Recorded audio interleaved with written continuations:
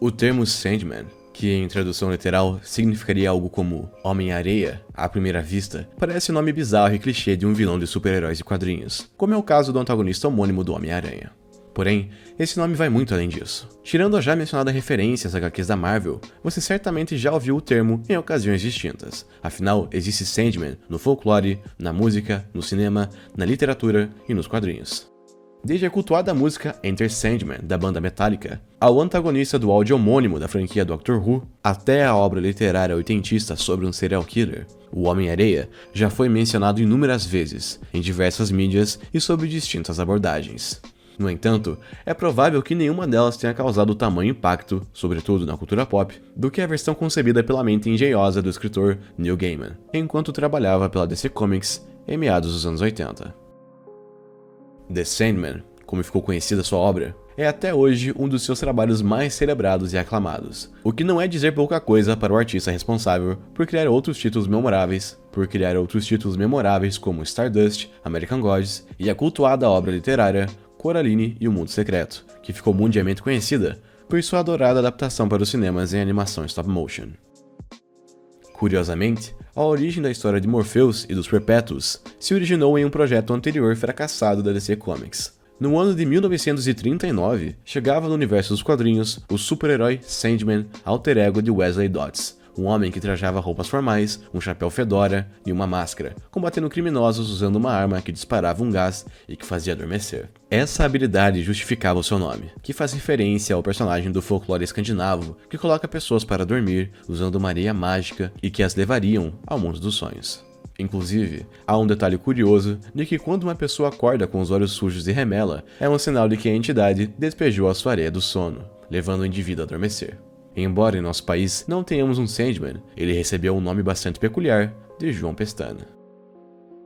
Porém, a pouca popularidade do personagem o fez sofrer uma revitalização nos anos 70, onde adotaria uma caracterização visual seguindo os moldes dos heróis da época, com roupas de colã e coloridas, mas indo além das referências à entidade mística, sendo capaz de também adentrar no sonho de outros indivíduos e combater seus pesadelos. Novamente, a ideia não deu certo e o personagem foi relegado ao esquecimento por anos. Eis que, com a contratação da DC Comics do escritor e jornalista em ascensão Neil Gaiman, um dos seus primeiros projetos de maior conhecimento foram os quadrinhos Orquídea Negra, que chamaram a atenção da empresa, sobretudo da editora Karen Berger, uma das principais responsáveis pela criação do conceituado selo Vertigo Comics, de onde surgiram obras-primas como V de Vingança, Hellblazer e Marcas de Violência. Neil Gaiman desejava reinventar o personagem Sandman e desenvolveu o seu novo conceito para Karen Berger, que aprovou a ideia desde que o seu nome original fosse mantido. E assim, em janeiro de 1989, The Sandman tomou forma e chegou às bancas de revistas americanas e posteriormente para todo o mundo. Inclusive, em nosso país, os quadrinhos de Sandman tiveram lançamento pela editora Globo quase que de maneira simultânea aos Estados Unidos, com todos os 75 volumes distribuídos conforme o lançamento original. Na trama, somos apresentados a Sonho, uma entidade acima dos deuses e que compõe os chamados Perpétuos, cada um representando aspectos da existência humana e que, como curiosidade, na versão original, todos são nomeados com a letra D, sendo eles Morte, Destino, Desejo, Desespero, Delirium e Destruição. Sonho, que já recebeu diversos nomes, sendo o mais conhecido deles Morpheus, foi aprisionado por 70 anos em um culto que o capturou, acreditando ele ser o perpétuo da morte. Porém, ao conseguir se libertar, Morpheus parte em busca de vingança contra os seus captores, ao mesmo tempo em que precisa construir o seu reino, onde durante a sua ausência, caiu em ruínas e causou um impacto na existência humana, que depende do equilíbrio entre os fatores elementares da vida, dos quais cada perpétuo é responsável. Com o autor estando pouco habituado em criar uma história sequencial e em formato seriado, Sandman passou por inúmeros arcos ao longo de suas edições, com narrativas que não mantêm uma estrutura narrativa e passeia por distintos intervalos de tempo para explorar o passado, não só do protagonista, mas também dos demais perpétuos e outros personagens. Apesar dessa opção criativa, somada à linguagem por vezes rebuscada, causar estranhamento e até desinteresse em novos leitores, a trama recompensa o esforço ao conectar elementos do passado, presente e futuro para chegar em lugares surpreendentes e um desfecho memorável.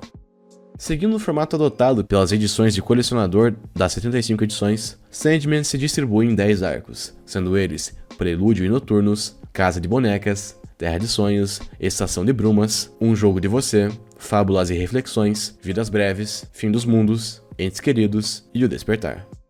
Todos com um propósito e narrativas distintas, mas que se mesclam em uma gratificante epopeia sobre um ser imortal em busca de redenção. O sucesso de Sandman foi avassalador, sendo na época agraciado com diversos prêmios Eisner, considerado o Oscar para as histórias em quadrinhos, além de outras nomeações, alocações em listas de top 10 e top 100 de melhores quadrinhos de todos os tempos e figurando no patamar de maiores clássicos da nona arte, juntamente com Watchmen, O Cavaleiro das Trevas, a saga da Fênix Negra e muitos outros. Seu estilo gótico, mesclando fantasia, misticismo e filosofia, foram responsáveis por influenciar diversas outras obras, além de levar o nome de Neil Gaiman ao estrelato, juntamente com outros grandes autores da ficção moderna, como Stephen King e R.L. Stine. Com diversos exemplares vendidos, além de edições de colecionador das mais diversas, Sandman se tornou um marco na história dos quadrinhos e da cultura pop como um todo. No entanto, sua influência não está apenas no sucesso comercial. A chegada de Sandman, trazendo temas mais profundos, cenários oníricos e personagens com índoles questionáveis, foi o choque necessário para o fim da censura nos quadrinhos, que se iniciou nos anos 50. Quando o psiquiatra alemão Frederick Warten publicou a infame obra literária A Sedução dos Inocentes, o autor defendia que as histórias em quadrinhos estavam atrelados à rebeldia e à delinquência de crianças e jovens, visto que o nível de violência e temas abordados nas histórias induziam o público infantil a tentar replicar essas situações através de atos de vandalismo. Mesmo hoje em dia, sendo extremamente criticada pela falta de credibilidade em associar os HQs ao comportamento inadequado dos jovens e adultos, a obra foi forte o bastante para estimular uma mudança radical nos Estados Unidos, que instituiu a censura nos quadrinhos através do Comics Code Authority, representando um selo nas capas das revistas. Quando essas vinham acompanhadas desse selo, significava que as revistas haviam passado pelo crivo da moral e dos bons costumes, sem estímulos à violência e comportamentos inadequados, sobretudo para os jovens. Apesar de existir até 2011, o selo foi cada vez mais perdendo a sua credibilidade diante da revolta dos leitores e da limitação criativa imposta aos quadrinistas, com diversas obras da época criadas para combater a censura, sendo uma delas Sandman, que trouxe temas polêmicos para a pauta e que, diante do sucesso de vendas, provou que o selo nada mais era do que uma limitação sem propósito. Por essas e outras, a obra máxima de Neil Gaiman é reconhecida até os dias de hoje como uma das mais importantes e influentes não apenas dos quadrinhos, mas de toda e qualquer manifestação de arte. E como era de se esperar, tentativas de adaptá-la para o cinema e para a TV surgiriam ao longo dos anos, mas sem sucesso, visto que muitos consideram Sandman uma obra inadaptável. Pelo menos, era o que se pensava até esse ano de 2022, onde tivemos o lançamento da série Sandman, produzida pela Warner Bros. E distribuída pelo serviço de streaming da Netflix. Desenvolvida pelo próprio Neil Gaiman, juntamente com David S. Goyer e Alan Heinberg, a série apresentou 11 episódios em sua primeira temporada, com o protagonista sendo interpretado pelo ator britânico Tom Sturridge, substituindo a escolha original pelo ator Joseph Gordon-Levitt, que acabou abandonando o projeto após diferenças criativas. Além dele, aqui temos um elenco de peso formado por Boyd Holbrook, David Thewlis, Peyton Oswalt, Gwendoline Christie e muitos outros, com caracterizações dignas às suas contrapartes originais nas histórias em quadrinhos.